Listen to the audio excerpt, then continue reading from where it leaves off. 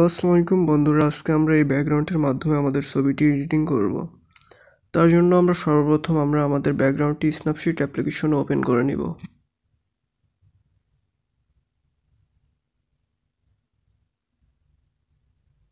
বন্ধুরা, আমরা অ্যাপ্লিকেশনের ভিতরে চলে এসেছি। এখানে দেখতে পাচ্ছেন একটি পেন্সিল আইকন। তারপর আমরা পেন্সিল আইকনের উপরে ক্লিক করব। এখান থেকে নিচের দিকে যাব। এখানে নিচের দিকে যাওয়ার পরে একটা অপশন দেখতে পাচ্ছেন, এই অপশনের উপরে আমরা ক্লিক করব। এখান থেকে আমরা এখানে অ্যাড একটা অপশন দেখতে পাচ্ছেন, এটার উপরে ক্লিক করব। তো এখান থেকে আমরা আমাদের সেই ছবিটি সিলেক্ট করে নিব, যে ছবিটি আমরা ব্যাকগ্রাউন্ডের সামনে বসাতে চাই। তো আমরা আমাদের এই ছবিটি ব্যাকগ্রাউন্ডের সামনে বসাতে চাই। এটা আমরা হার্ডনেসটা একটু কমিয়ে দিয়ে ঠিকঠাক জায়গা মতো বসিয়ে নিব আমাদের ছবি।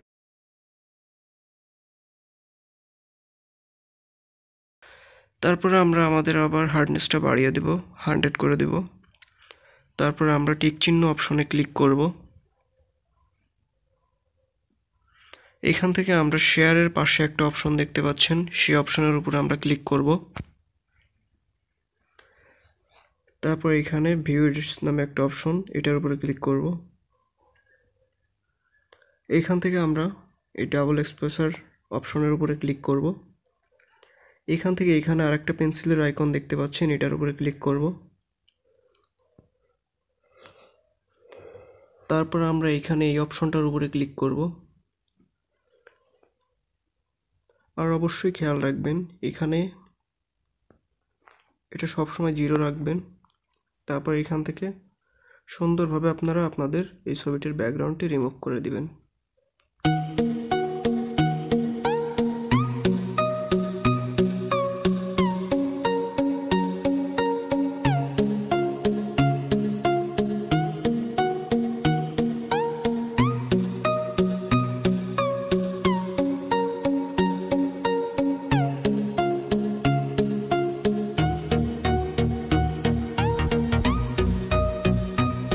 আমাদের ব্যাকগ্রাউন্ডটি অনেক সুন্দরভাবে রিমুভ হয়ে গেছে। এখন আমরা এখানে টিক চিহ্ন অপশনে ক্লিক করব।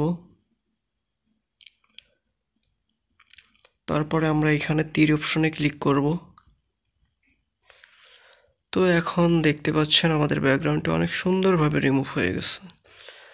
তারপরে আমরা এখানে পেন্সিল আইকনের উপরে ক্লিক করব। এখান থেকে আমরা সিলেক্টিভ অপশনে ক্লিক করে আমাদের ফেসের ব্রাইটনেসটি বাড়িয়ে নিব।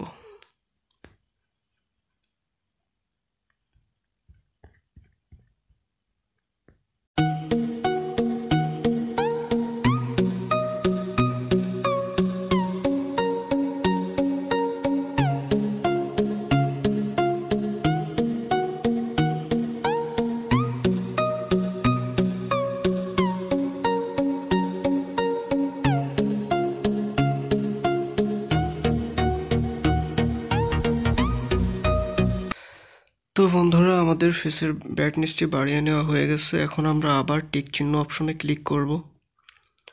তারপর এখন আমরা আমাদের ছবিটিতে আরও সুন্দরভাবে আসার জন্য আমরা আবার পেন্সিল আইকনে ক্লিক করব। এখান থেকে আমরা এই অপশনটার উপরে ক্লিক করব। তারপর এখান থেকে আমরা ব্রাইটনেস কমিয়ে দিব।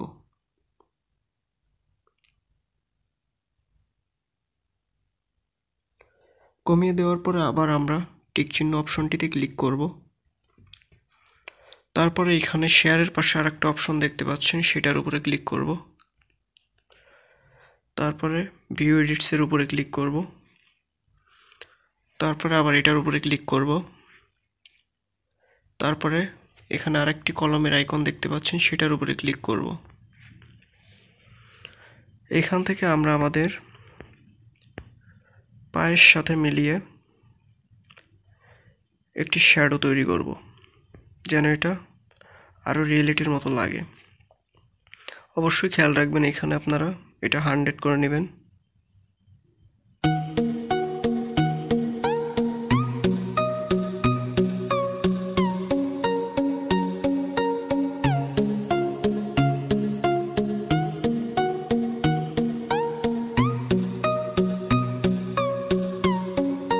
এখন আমরা আবার টিক চিহ্ন অপশনটির উপরে ক্লিক করে দিব।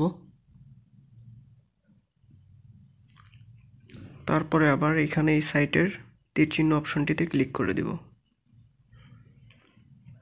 তারপরে আবার আমরা পেন্সিল আইকনে ক্লিক করব। তারপরে এখানে একটি অপশন দেখতে পাচ্ছেন, এটার উপরে ক্লিক করব।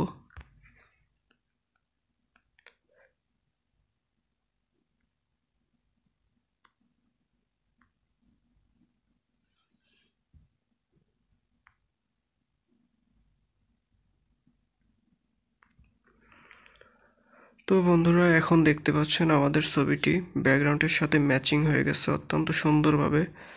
এখন আমরা টিক চিহ্ন অপশনটিতে আবার ক্লিক করে দিব।